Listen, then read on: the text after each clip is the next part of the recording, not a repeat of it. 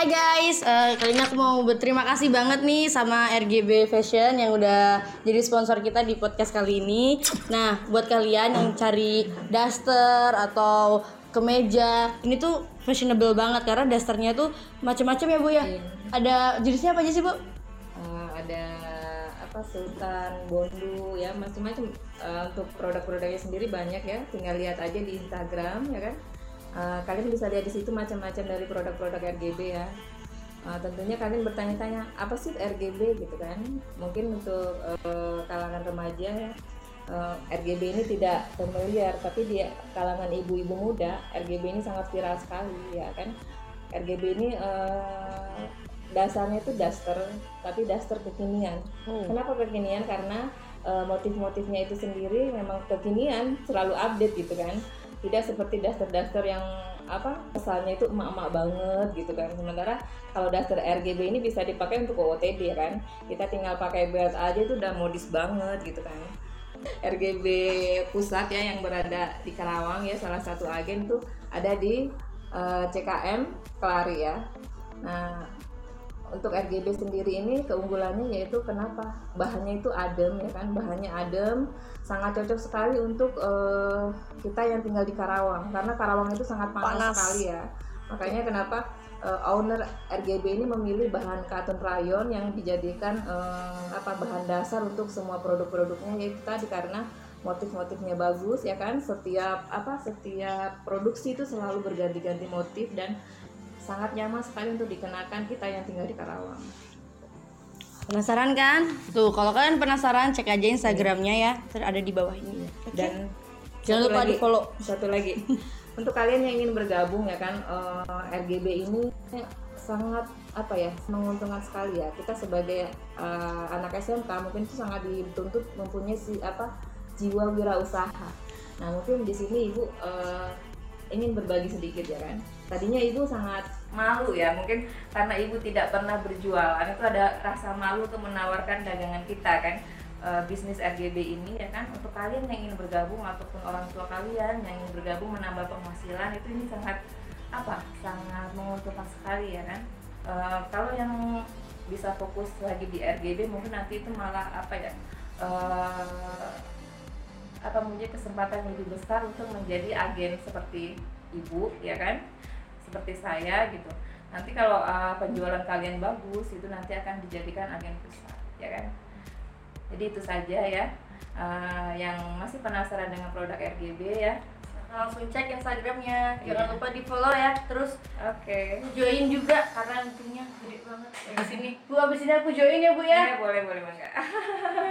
Thank you guys, thank you RGB.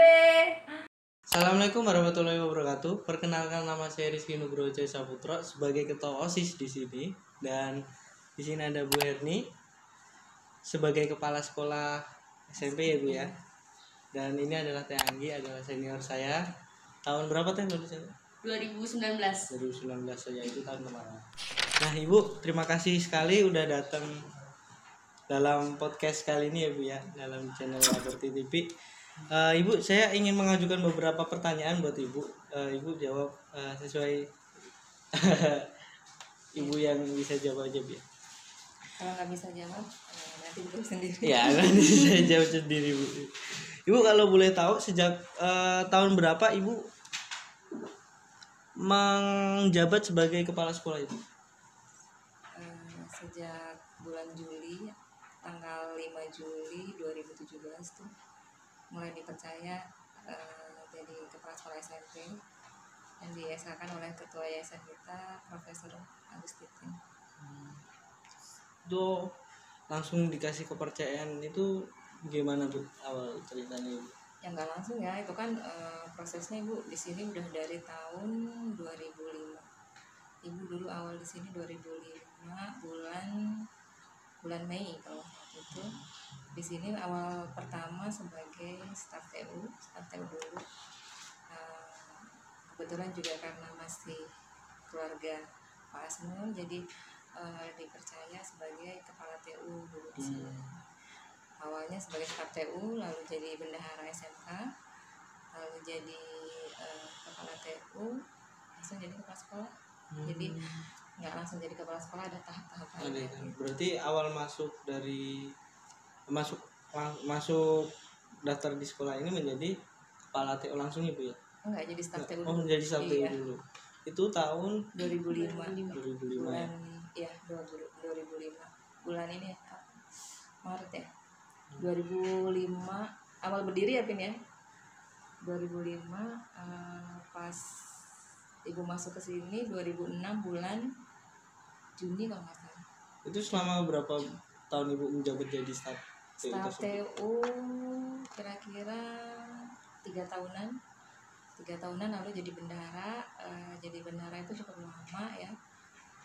Jadi kepala TU hanya sebentar sih. Kepala TU itu sekitar 3 tahun juga. 3 tahun Iya. juga. Terus 3 tahun belakangan kepala sekolah.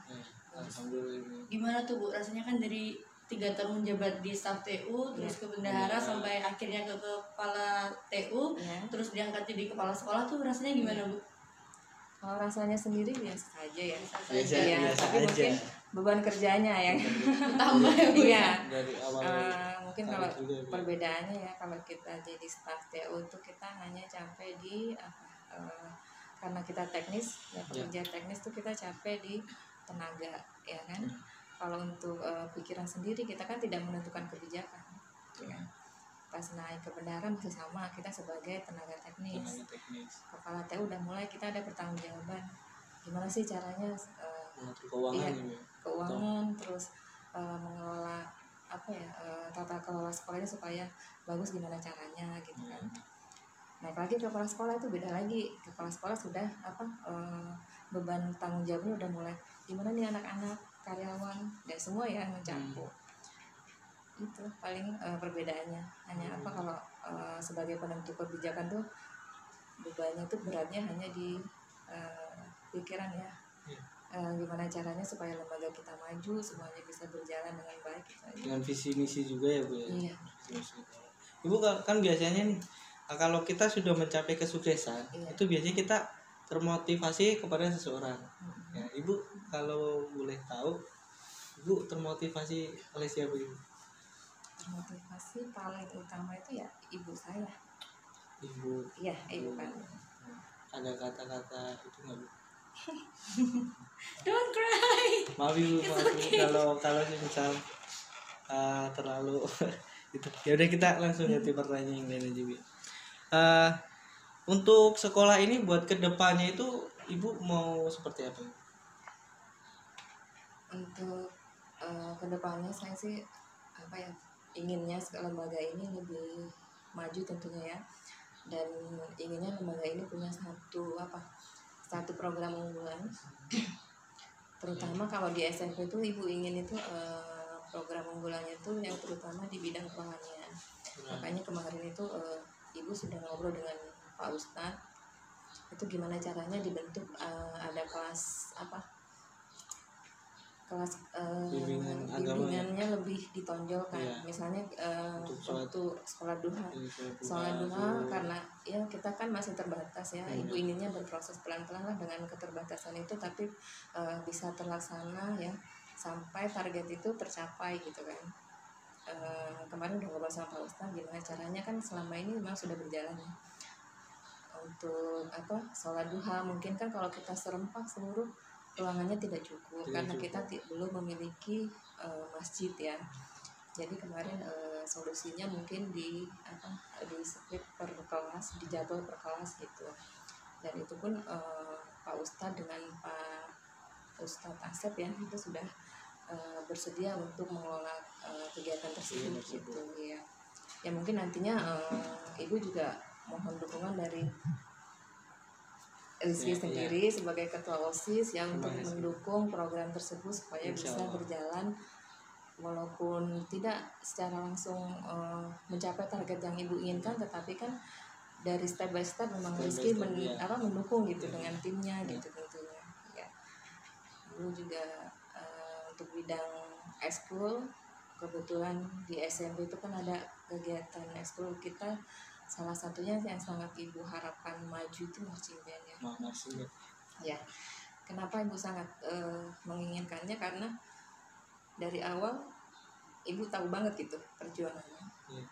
Jadi kalau kalian semua tahu, kalau semua ingin tahu, Ibu Herni ini adalah pendiri dari ekstrakurikuler Persib Ibu, penanggung jawabnya Ibu. Ya Penanggung dulu jawab. kebetulan penanggung jawab teknisnya itu kan Pak Arifin. Dulu waktu pertama kali mengajukan kegiatan ekskul ini, kebetulan beliau menemui ibu, dan ibu yang yang gigih lah memperjuangkan supaya kegiatan itu ada gitu. Makanya ibu sangat menyayangkan kalau sampai di tengah jalan nanti Berhenti gitu gitu. marching band ini lenyap gitu aja. Makanya ibu kenapa selama ini selalu gimana marching band harus ada Selalu iya, menanyakannya. misalnya untuk personel marching band sendiri siswanya sudah lulus gitu. Ibu sangat mengharapkan sekali itu ada regenerasi Kembali, dari ya. adik-adik kelasnya gitu. Jangan sampai nanti memang hilang begitu saja gitu. Oh iya Bu, perasaan Ibu pas marching band Gisela ini dibawa ke Cirebon itu mendapat apresiasi juara 5 Iya. umum juri, Ibu yang rasakan apa itu? Ya tentu saja bangga ya. Ya itu pertama kali kita keluar, dan kita walaupun kita tidak mendapatkan hasil yang terbaik, paling tidak kita bisa mempersembahkan ya, bisa mengenalkan sekolah kita di daerah lain bahwa kita juga layak dipandang gitu kan, tidak dipandang sebelah mata gitu. Iya.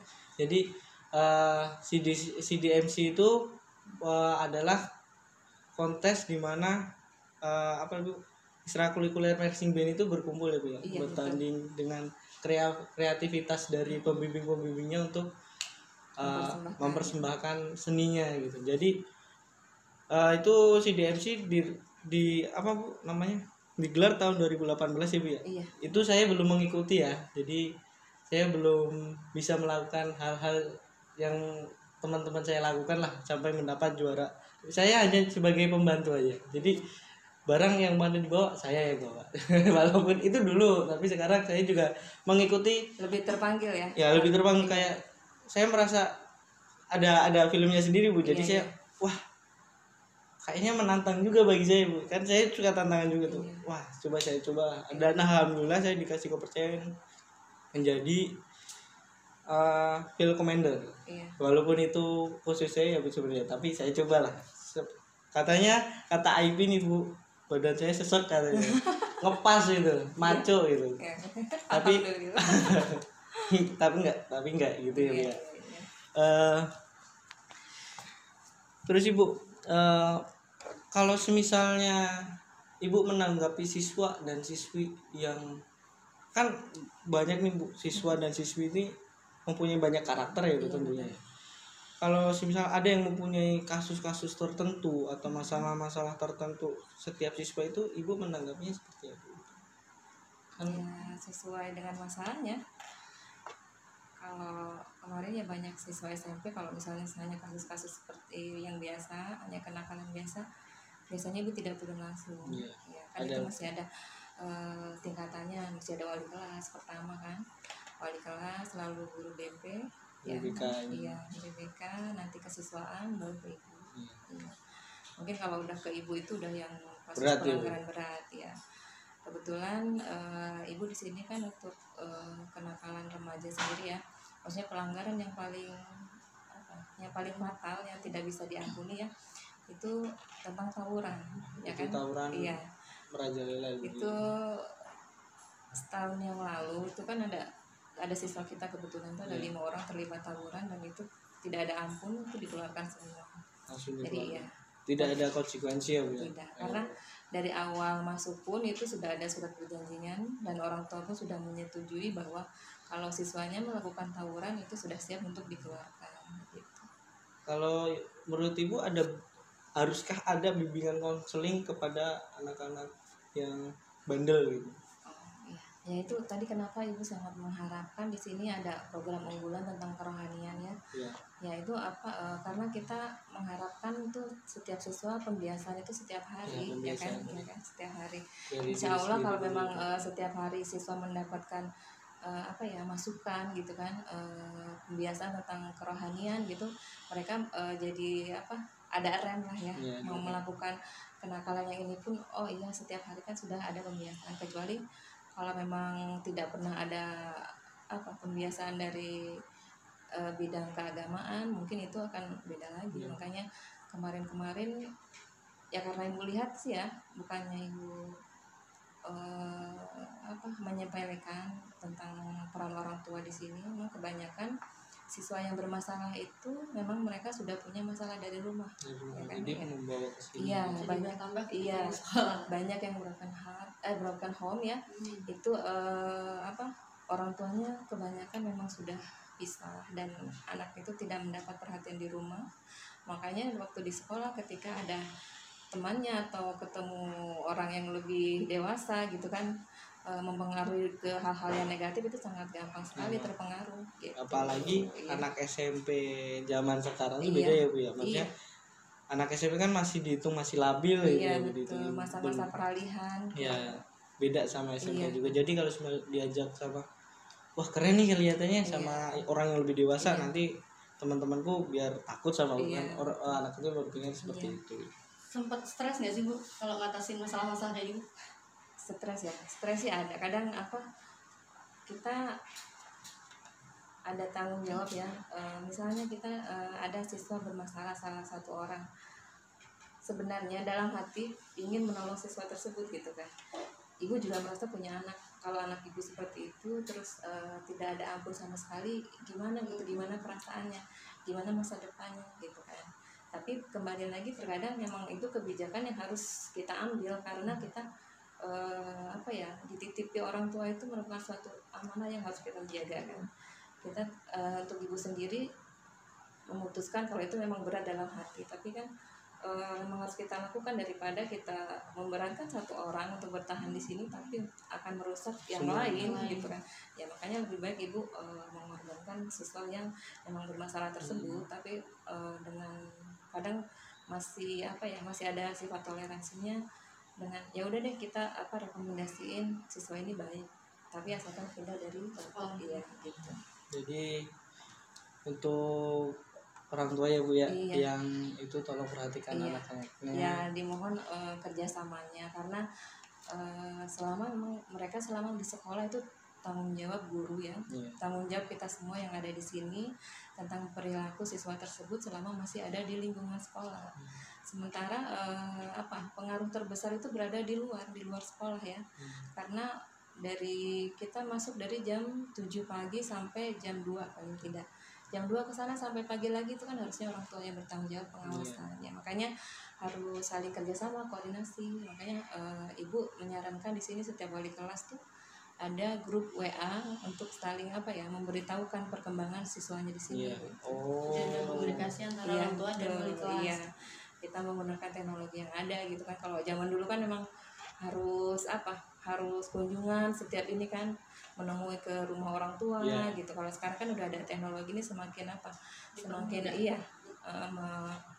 waktu juga bisa kita hemat ya, tidak langsung datang ke rumahnya tapi kita bisa berkomunikasi dengan orang tua melalui WhatsApp, media sosial yang sudah ada. Terus ibu, saya juga mau sedikit curhat, kalau kalau Ibu Herni aja yang merasakan itu terasa bingung, apalagi saya yang langsung terjun ke lapangan ya Ibu ya. Saya merasakan sekali perbedaan anak ini sama ini. Wah kalau ini disatukan dengan yang ini bakalan tercampur aduk ini teh. Maksudnya anak yang benar-benar baik kalau kita satukan dengan anak yang nakal satu aja teh, semua pasti langsung tersebar. Kayak anggap aja virus lah, satu virus kalau misalnya 99% gak ada, tapi 1% virus ini ada, itu pun bakal menyebar dikit demi sedikit. Dan anak-anak langsung wah ya udah ayo. Malah saya mengharapkan sekali ya Bu, saya mengharapkan sekali sebagai ketua OSIS nanti penerus saya juga bisa mewakili suara-suara yang itu. Sebagai siswa kita harus patuh dengan aturan sekolah, jangan sampai kita melakukan hal yang tidak diinginkan oleh guru, orang tua. Kalau cuma Bu saya pamit, kan ada tuh Bu saya pamit, pas udah keluar rumah nongkrong di warung. Kadang anak SMK juga ada yang ngerokok, ada yang bolos main PS gitu kan. Dan hal itu juga pernah saya alamin Bu waktu SMP, tapi itu waktu yang saya menyesal banget karena saya menyia-nyiakan waktu itu Bu.